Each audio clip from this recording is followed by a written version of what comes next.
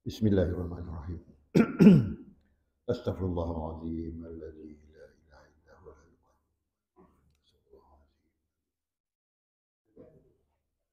Astaghfirullahaladzim alladzi la ilaha illa huwa ila hadratin Nabi sallallahu alaihi wasallam wa ala alihi wa ashabihi al-kiram syai'un lillahi lahum al-Fatihah. A'udzu billahi minasyaitonir rajim. Bismillahirrahmanirrahim. Alhamdulillahirabbil alamin. Rahmanir rahim. Maliki yaumiddin. Iyyaka na'budu wa iyyaka nasta'in. Ihdinas siratal mustaqim. Siratal ladzina an'amta 'alaihim ghairil maghdubi 'alaihim waladdallin. Amin. Assalamualaikum warahmatullahi taala wabarakatuh. Alhamdulillahirabbil alamin wassalatu wassalamu ala asyrafil anbiya wal mursalin wa ala alihi wa ashabihi ajma'in. Amma ba'du. Hormati pengurusi Surau Ihsan ya, Tuan Haji Abdul Razak, Tuan-tuan Imam, Tuan-tuan Bilal, Tuan-tuan Syia, ahli-ahli jawatan kuasa surau, tuan-tuan dan puan-puan yang dirahmati Allah. Alhamdulillah, terlebih dahulu kita panjatkan kesyukuran kepada Allah Subhanahu wa taala atas limpah kurnia maka subuh ini kita sekali lagi bersama-sama salat subuh berjemaah dan seterusnya kita menambahkan sedikit ilmu yang berkaitan dengan ibadah yang kita jalankan setiap hari. Mudah-mudahan Allah Subhanahu wa taala menerima ibadah kita sebagai satu amalan salih. Okay. Jadi tuan-tuan dan puan-puan, pada pagi ini kita terus masuk kepada tajuk yang berkaitan dengan benda-benda yang najis ya. Kekayaan najis iaitu antaranya ialah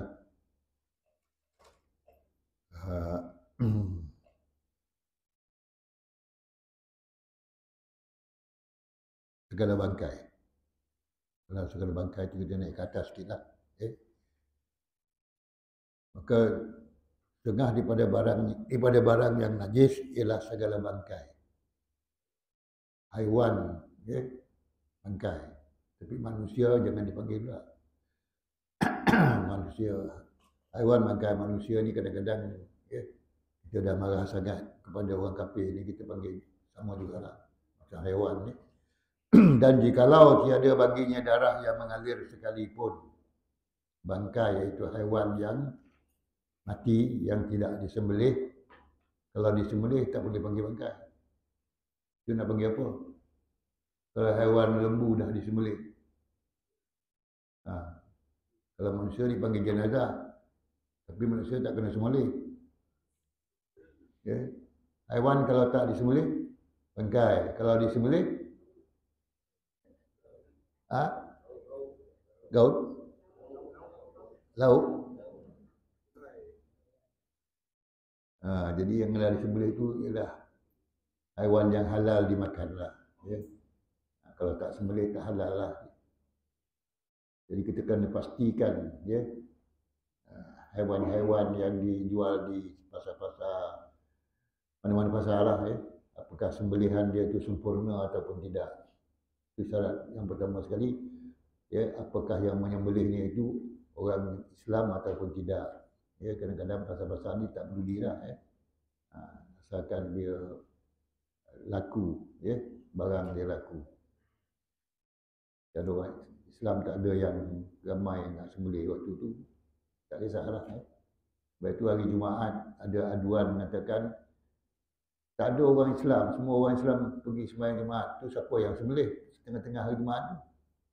Orang perempuan tengok ada pakai songkok pula.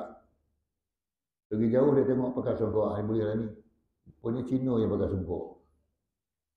Orang bukan Islam yang pakai songkok sembelih. Jadi kena apa? Kena prihatin lah, kena teliti lah perkara seperti ini. Jadi tidak, kalau bangkai itu tak ada darah sekalipun yang mengalir, adalah najis. Bersalahan. Ini pun dah baca dari itu. Bersalahan bagi Syekh Qafal. Syekh Qafal dan orang yang mengikutkan dia, baginya pada bangkai yang tiada baginya darah mengalir, baginya pada bangkai yang tiada baginya darah mengalir Demikian juga mazhab Imam Malik dan Imam Abi Hanifah, ya. Dan demikian lagi bulunya dan tulangnya dan tanduknya, ya. Baginya, ya, bagi Syekh kapal ni dia kata tak najis, ya.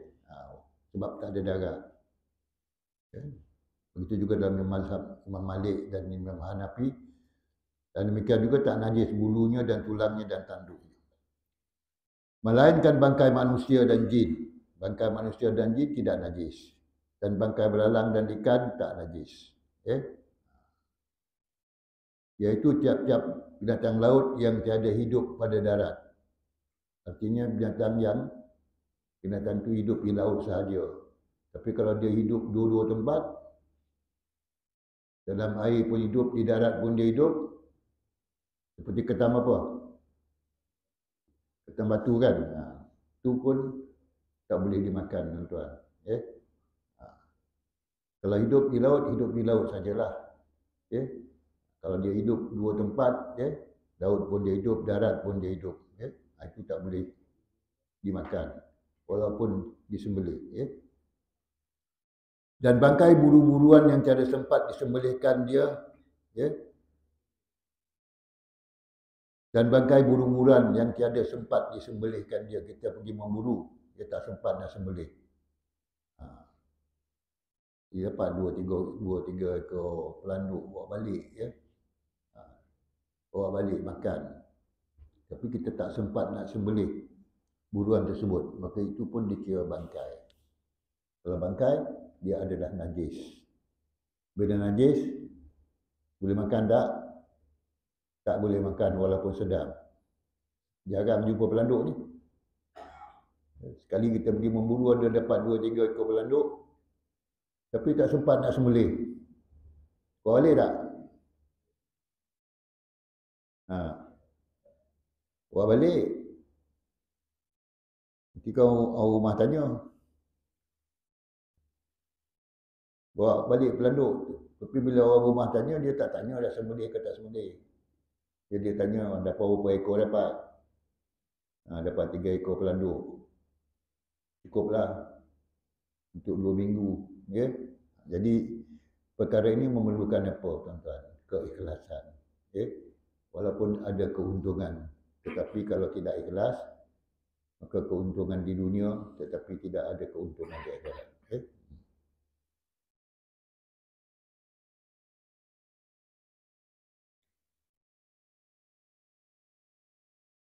Yang tiada sempat sembelihkan dia suci lagi halal dimakannya. Pula ni. Binatang bangkai dan bangkai buru-buruan yang tiada sempat disembelihkan dia suci lagi halal dimakannya dan tidaklah boleh dimakan ni. Dan anak binatang yang mati di dalam perut ibunya. Anak binatang yang mati di dalam perut ibunya, kerana disembelihkan ibunya pun, dia sambung, suci lagi halal dimakannya dan anak binatang yang mati di dalam perut ibunya kerana disembelihkan ibunya. Itu boleh makan. Sembelih ibunya, anak tu mati dalam perut ibunya. Boleh dimakan anak tersebut. Adapun ulat-ulat yang jadi dalam makanan, najis. Buah apa yang ada ulat dalam buah tersebut? Buah jambu ada ulat, buah bacang ada ulat, buah mangga ada ulat, buah kuinin ada ulat. Boleh tak makan ulat tu? Dia najis. Dan anak binatang dan adapun ulat-ulat yang jadi di dalam makanan, najis. Tetapi harus dimakannya. Dia najis tapi boleh makan. Apa bezanya ulat dalam buah dengan ulat di luar buah? Kalau dia dalam buah tu dia tak keluar mana-mana. Itu boleh. Walaupun dia najis tetapi harus dimakan. Tapi kalau yang di luar buah tu ada ulat. Dia ulat-ulat yang kita dapati. Di luar lah, bukan di dalam buah, di luar dia. Itu tak boleh lah sebab dia najis dan tak harus dimakan. Yang dalam buah tu boleh makan. Lalu yang banyak ni, buah yang ulat ni, buah apa? Buah kuinin kan? Petai? Hotel ada ulat tak? Kalau larat makanlah. Buah petai, buah bacang, buah mangga, ya, yang ulat. Najis tetapi harus dimakan. Boleh makan. Makanlah. Serta yang jadi di dalamnya. Dan jika ia hidup sekalipun, ya, sekalipun dalam buah tu ada ulat, ya, ulat tu pula hidup. Macam mana dia hidup? Hiduplah, menjentik-jentik ke dia berjalan dalam, ya, dia berjalan lagi keluar, ya, boleh makan. Ya. Sekalipun dia hidup dan tidak wajib dan tiada wajib dibasuhkan daripadanya. Tak payahlah basuh. Ya. Tak ada rasa makan pun ni buah. Yang bulat ni lah.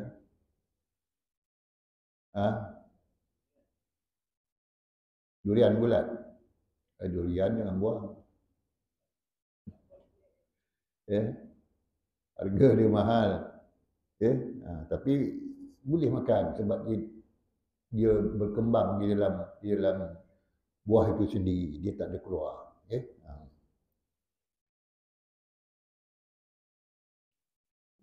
Dan telah menakal. Apa makna menakal tu? Nakala yang kulu naklan, menakal.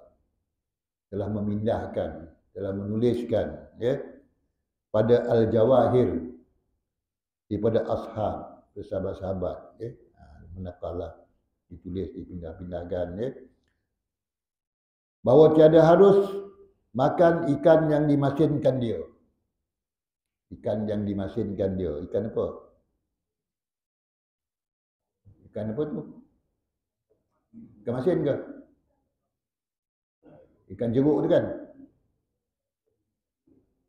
Ikan yang dimasinkan dia dan tiada dikeluarkan barang yang di dalam perutnya. Ya? Dimasinkan tapi tak dikeluarkan barang dalam perutnya. Artinya perutnya tak dikeluarkan. Terus dibuat ikan masin dengan perut dia sekali. Ya? Tak harus dimakan. Tak boleh makan lah tuan-tuan. Ya? Tak harus dimakan ikan masin dan tiada dikeluarkan barang dalam perutnya. Dan zahir, ya, nyata pada perkataan itu bahawa tiada farak. Apa makna tiada farak? Tiada beza, ya. Farak ni tiada beza antara yang besar dan yang kecil. Ikan masin sama ada ikan jenis yang besar ataupun ikan jenis yang kecil yang dimasinkan, ya. Tapi perutnya tak dibuang. Maksudnya tidak harus dimakan, ya. Seperti apa?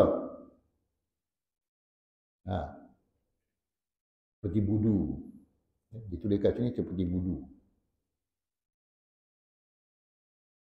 Budu boleh makan kan tuan? Menambahkan apa? Menambahkan selera makan budu. Tapi sebenarnya tak boleh sebab dia walaupun daripada ikan yang kecil tapi perutnya tak dibuang. Okay? Seperti barang yang akan mengeluarkan apa ni? Seperti budu. Tetapi telah menyebut Syekh Rafi'i dan Nawawi, akan harus makan ikan yang kecil. Syekh Rafi'i dan Syekh Nawawi kata boleh makan ikan yang kecil, yang dimasinkan dan perutnya tak dibuang, boleh makan. Jadi pendapat ini perbezaan pendapat ulama lah. Ulama berbeza pendapat. Jadi kalau kita nak pilih pendapat yang mana? Pendapat Syekh kita lah. Syekh Rafi'i dan Syekh Nawawi. Pendapat Syekh Rafi'i dan Syekh Nawawi akan harus makan ikan yang kecil serta barang yang pada perutnya.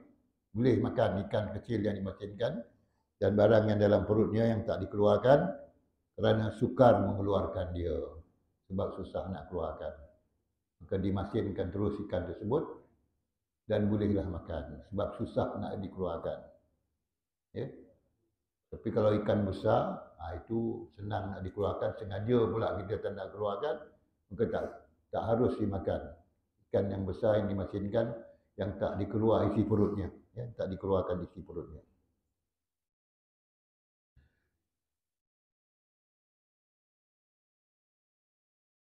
Tetapi kata Bujairimi ke Bujairimi. Dan kata Bujairimi, seorang ulama Nusantara lah ni. Dan jikalau yang asahnya keadaannya najis, kata Bujairimi, najis lah. Walaupun dia kecil, sukar nak dikeluarkan isi perutnya, dia tetap najis, tak boleh dimakan. Ikan yang dimasinkan. Dan selalu kita beli ikan apa tuan-tuan? Ikan rebus kan? Ikan rebus tu, selalu makan tak ni?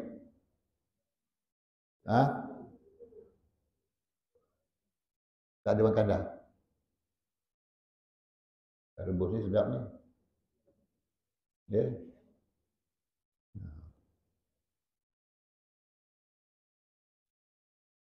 Dan setengah daripada barang yang najis, anjing dan babi. Anjing dan babi itu taklah najis, tuan. Bagi setengah orang yang betul-betul menghayati najis anjing dan babi ini, innamal khamru wal maisiru wal ansabu wal al-khinzir ni memang najis lah. Najisnya tu tak boleh dihilangkan. Kalau dia tersentuh dengan kain baju kita, anjing dan babi ni, maka kain baju kita tu kena najis, yang dipanggil najis apa? Mughallazah. Mughallazah ni berat, najis yang berat.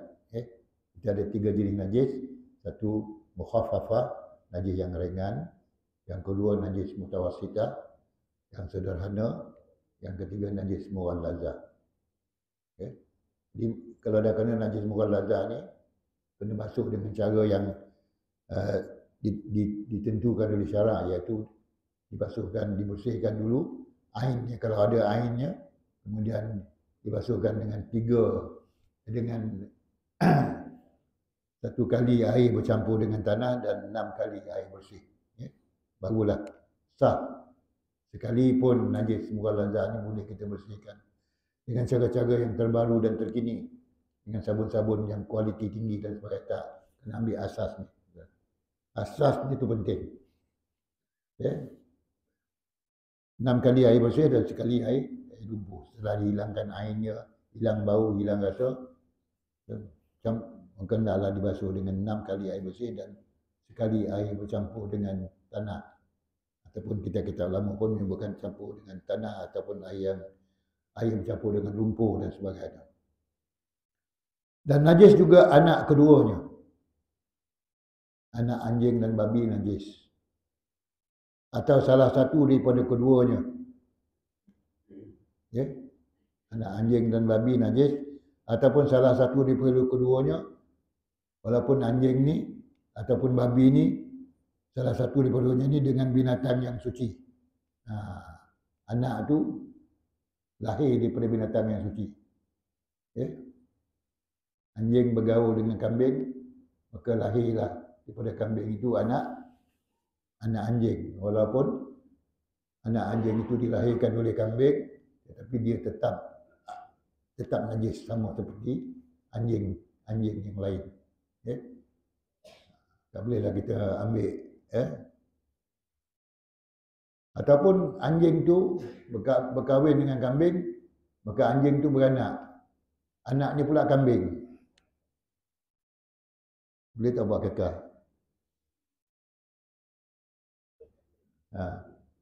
Anjing melahirkan anak, tapi anak kambing, sebab kita menggaulkan dia dari satu tempat.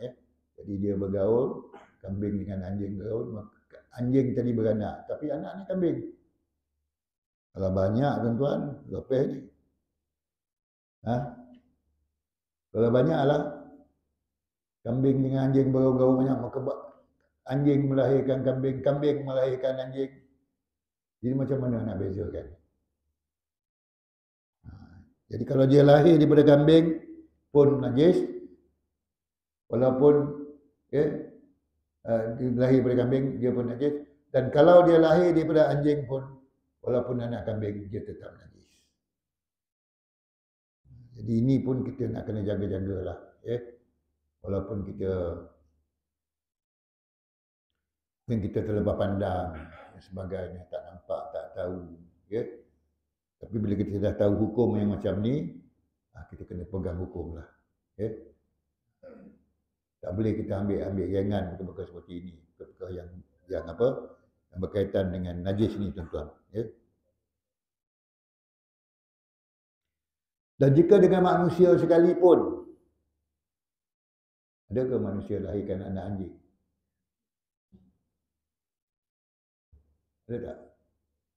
Cerita-cerita pelik dan ganjil ataupun anjing melahirkan manusia, tetap najis. Sekalipun, dan jika dengan manusia sekalipun, atas perkataan Ibnu Hajar. Dan setengah daripada barang yang najis, darah yang mengalir, dan setengah daripada barang yang najis, darah yang mengalir. Darah yang mengalir itu adalah najis. Kalau dia tak keluar, dia tak najis lah tuan-tuan. Dalam jasad kita ni ada darah kan? Adalah jasad kita ni najis. Tapi bila dia dah keluar, itu baru dihukumkan najis. Dah keluar kena penyakit, kena buasir dan sebagainya, keluar darah. Darah tu najis. Tapi selagi dia tak keluar daripada jasad kita, dia tak najis. Tapi ada najis-najis yang dimaafkan lah. Contohnya kalau masa kita muda-muda dulu lah, tak tahulah masa tua-tua ni ada jerawat ke apa ke, darah-darah yang sikit-sikit keluar tu, itu dimaafkan lah, kerana terlalu sedikit. Tapi kalau dah jadi bisul, tahu bisul? Ini je bisul ni. Pecah darah tu, itu najis lah. Kalau jerawat kecil-kecil ni tak najis. Dimaafkan. Kata najis, dimaafkan.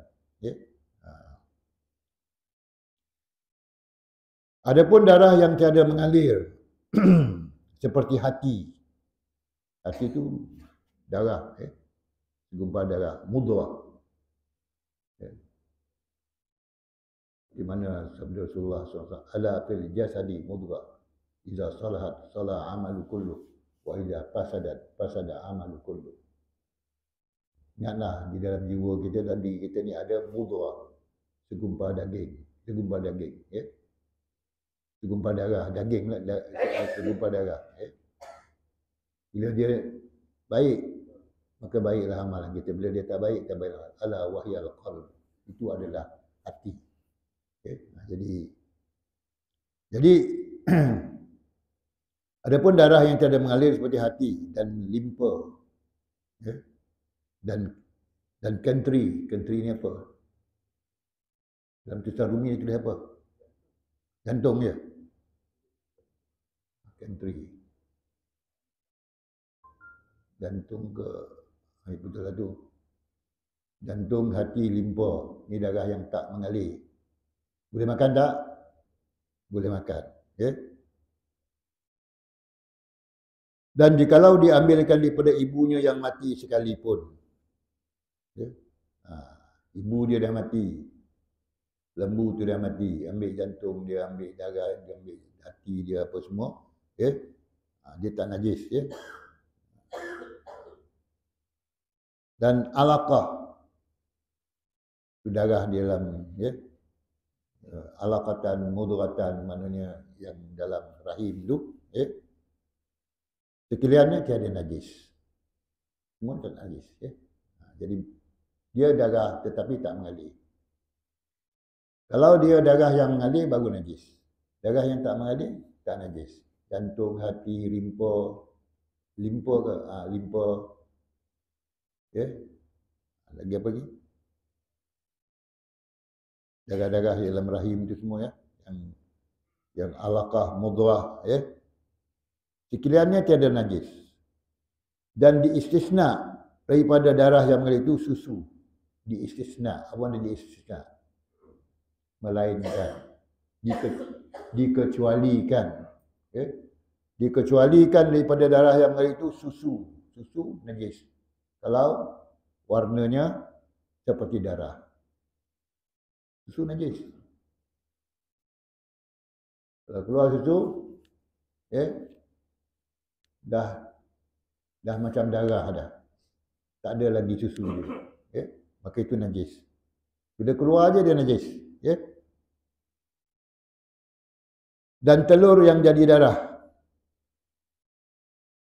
Nah, telur yang dah berdarah lah dalamnya. Telur apa ni?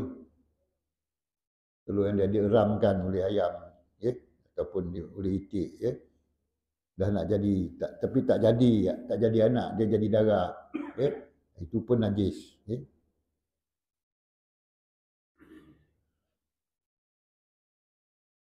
Tetapi sekiranya telur yang dah macam darah tadi, jikalau diramkan dia, nescaya menetas dia, cara netas dia. Kalau telur yang dah berdarah tadi, kalau diramkan dia akan menetaslah, tuan-tuan dan puan.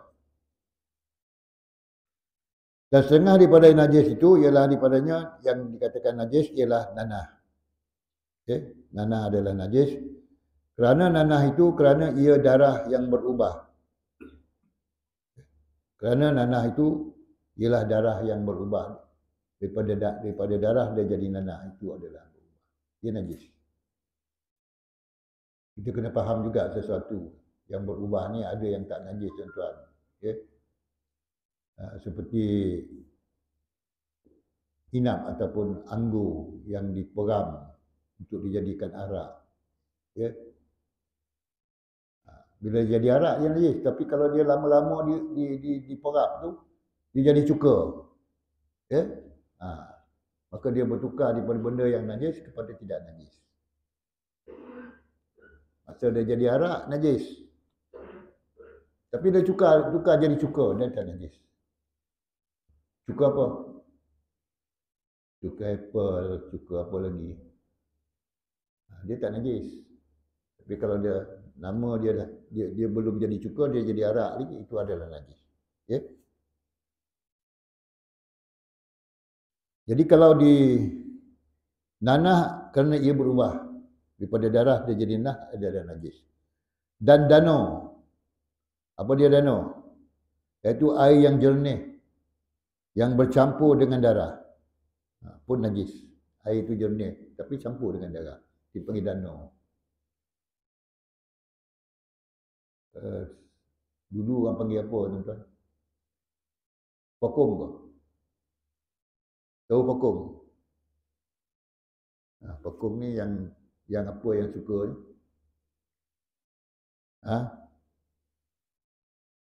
Dulu masa kita budak-budak dululah. Zaman sekarang ni tak jumpa dah. Masa di kampung-kampung dulu-dulu susah nak pergi hospital, susah nak pergi klinik apa semua ni. Biar ya pokong tu. Siapa makan korok-korok?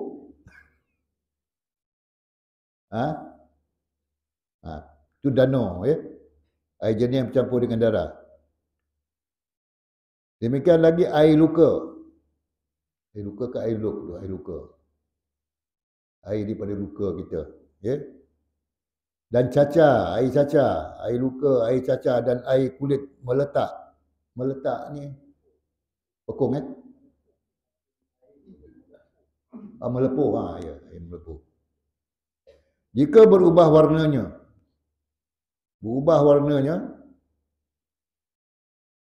maka dia adalah najis. Dan jika tiada berubah, suci ia.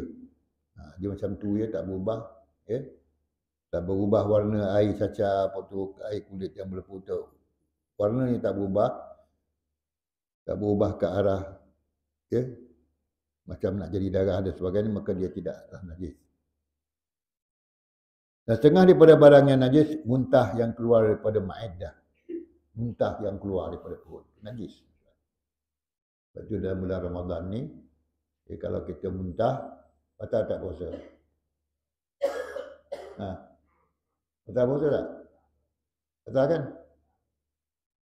Muntah yang sengaja dimuntahkan. Sengaja dijolok-jolok muntah, itu batal. Kalau termuntah, apa yang termuntah? Kita tengok apa kita termuntah? Benda yang menjijikkan lah. Itu termuntah, bukan sengaja dia itu keluar. Kalau sengaja tu adalah batal puasa kita. Sekalipun muntah itu, yang keluar daripada maedah, daripada perut, muntah yang keluar daripada perut, daripada maedah, dan jika tiada berubah sekalipun, kalau tak berubah sekalipun muntah tu, najis, dia tetap najis lah. Dan susu adalah najis. Susu apa? Susu daripada binatang yang tiada halal dimakannya. Melainkan manusia. Susu daripada binatang yang tidak halal dimakan dagingnya. Susu apa? Susu harimau. Boleh tak minum susu harimau? Tak boleh sebab daging harimau tidak halal dimakan. Maka susunya pun najis.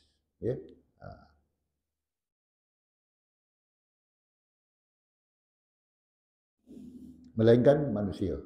Susu manusia tak najis. Jadi, tuan-tuan dan puan-puan, cakap itulah dulu pada pagi ini. InsyaAllah kita akan sambung lagi pada perkara-perkara yang najis ni.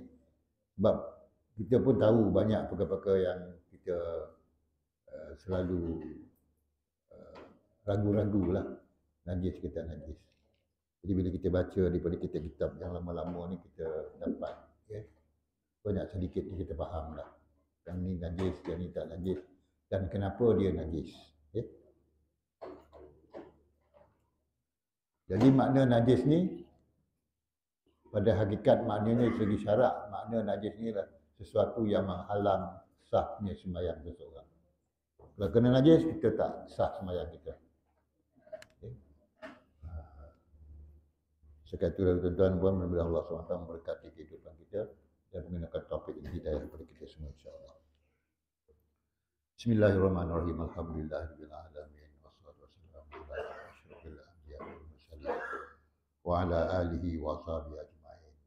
Allahumma rzuqna ya rabbi fahman nabiyyi wa hifdzal mursalin wa ilham malaikatil muqarrabin fi abdin ya arhamar rahimin. Rabbana atina min ladunka rahmah wa hayyi lana min amrina rasyada. Rabbana atina fid dunya hasanah wa fil akhirati hasanah wa qina adzabannar. Wa sallallahu ala sayyidina Muhammadin wa ala alihi wasallam. Subhana rabbika rabbil izzati amma yasifun. Wa salamun alal mursalin. Alhamdulillahirabbil alamin. Taqabbalallahu minkum. Assalamualaikum warahmatullahi wabarakatuh.